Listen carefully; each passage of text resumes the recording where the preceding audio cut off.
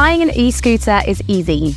All it takes is a few clicks online or a trip to the shops and you'll find shiny new e-scooters ready to take home that day. But slow down. Even though it's perfectly legal to buy an e-scooter, you're not actually free to ride one wherever and whenever you like. Parks? Not there.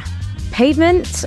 No. Surely on the road? Absolutely not. Well, that's confusing. You can drive an e-bike on the road. Why not an e-scooter? What's going on? Well, here's the current situation. In the UK, riding a private e-scooter, that means one you bought yourself, is illegal and police can confiscate it on the spot. The only exception is if you ride your e-scooter on private property with the permission of a landowner. Got a big driveway?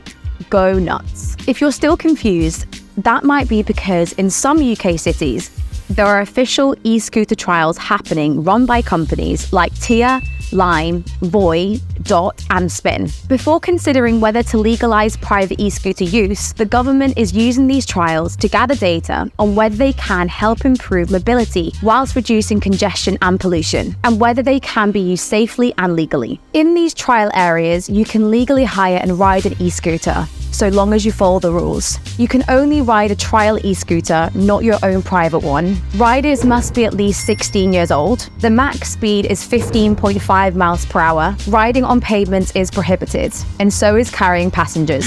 No friends, sorry. As you'd expect, drink riding laws apply. Helmets are not compulsory, but they are strongly recommended. Zipping along at up to 15.5 miles per hour means you could do a lot of damage to yourself and to others. Although you don't need formal training, you do need a provisional license to ride one. Anyone riding recklessly could be prosecuted, fined, and get points on their license, just like with a car or motorbike. So whether you're planning to ride your private e-scooter legally on private land or have a go on the roads in one of the trial areas, we've got a few tips to help you stay safe and legal.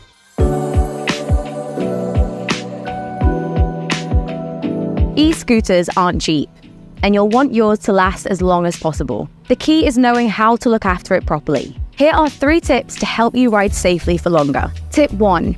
Do a quick health check every week or so. Check your lights, brakes, tire pressure, and if it's foldable, the tension on your clips too. You really don't want it to collapse while you're traveling 15 miles per hour. If something isn't right, then get it fixed ASAP. Tip 2. The only thing connecting your e-scooter to the ground is your tires. Some e-scooters have solid tires, others have an inner tube that you need to keep inflated to the right pressure. Check your user manual to find out what the correct pressure is and use a pump with a pressure gauge to keep it topped up. Tires give you traction. They help you to brake and steer effectively. Low tire pressure can dramatically reduce your range and make your ride less stable, so give them the attention they deserve. Tip 3. All e-scooters have a battery that needs charging, but how you charge has a massive impact on the lifespan of the battery and your safety too. These are the main things you need to know. Use the charger provided by the manufacturer to reduce the risk of overcharging or damaging the battery. Never charge your e-scooter in an escape route like a hallway. If there is a fire, you don't want your route out to be blocked. Use uncoiled extensions and ensure the lead is suitably rated. Never overload a socket. Once your e-scooter is fully charged, unplug it from the charger to prevent overcharging, which can degrade the battery over time. Charge batteries whilst awake and alert so you can respond quickly in the event of a fire. Never leave batteries to charge whilst you are asleep or away from the home. Always refer to the manufacturer's guidelines for specific charging recommendations and safety precautions. If you're hiring an e-scooter in one of the trial areas, you don't have to worry about maintenance so much, but you should check over your scooter before every journey. Don't assume it's safe.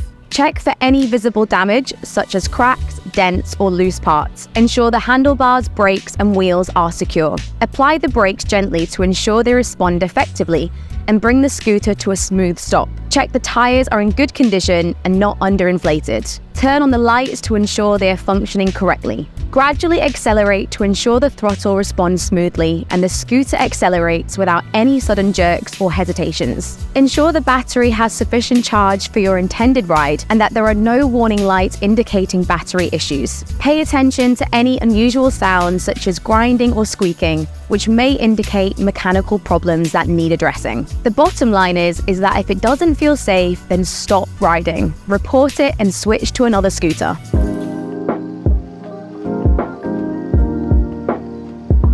ever heard of something called inattentional blindness? It basically means not being able to see something even though it's clearly visible, like right there. Drivers' brains are wired to look out for other vehicles because that's what they see most often. Their size also makes them easier to see. Cyclists, motorcyclists, and now e-scooter riders can be missed, which is why it is common for crashes to occur at junctions. Drivers look, but they don't always see.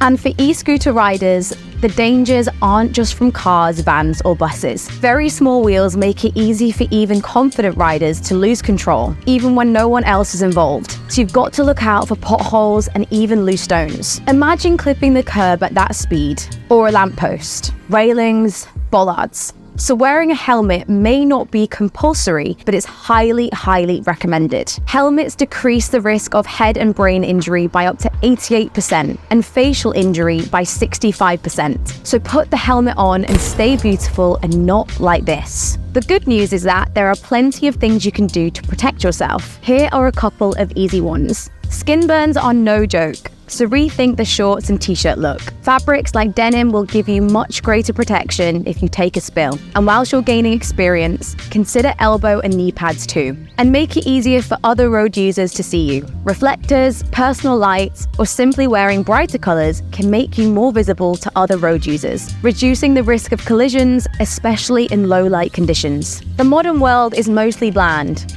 You want to stand out.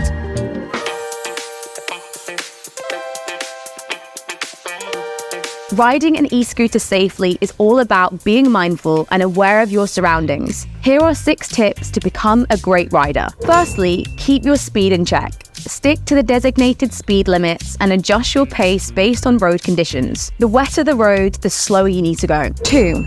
When riding, position yourself towards the curbside of the road, away from the traffic and the gutter, and be on the lookout for hazards like potholes or gravel or debris. Scan the road ahead and anticipate potential dangers to give yourself time to react. If you're overtaking a horse, yes, it could happen, do so slow and wide. No more than 5 miles per hour and at least 2 meters distance. They might not hear you coming, and passing too close might cause them to kick out. If it's not possible to overtake this wide, you'll need to stay behind them until it's safe. 3 is a big one: distractions. Just like a car or bicycle, put away your phone and resist the urge to pop in headphones. Putting your phone on safe driving mode is a great way to mute notifications and prevent distractions. Think how unstable you'll be trying to fish around in your pocket for your phone while riding. Not to mention, it's illegal and carries the same penalty as using your phone while driving. 4, make sure you're fit to ride. Drink or drugs will impair your reactions, so leave the e-scooter until you've sobered up. Being able to spot and react to hazards on the road ahead is key to staying safe. And speaking of roads, 5. I know it's tempting, but curbs are not ramps, so no jumping up and down them. Pavements, unless they are signed for shared use with cyclists and scooters, are for pedestrians. Think about all the people who need to use the pavement safely and comfortably. Visually impaired, people who are neurodivergent, people walking dogs with leads, children running unpredictably. So stay off pavements and respect the safety of pedestrians. After all, the moment you jump off your e-scooter, you're a pedestrian too. 6. When it comes to stability, think about your center of gravity. Avoid carrying heavy backpacks that could throw you off balance or dangling shopping bags off the handlebars. And no piggyback rides. Scooters are solo acts, so no passengers.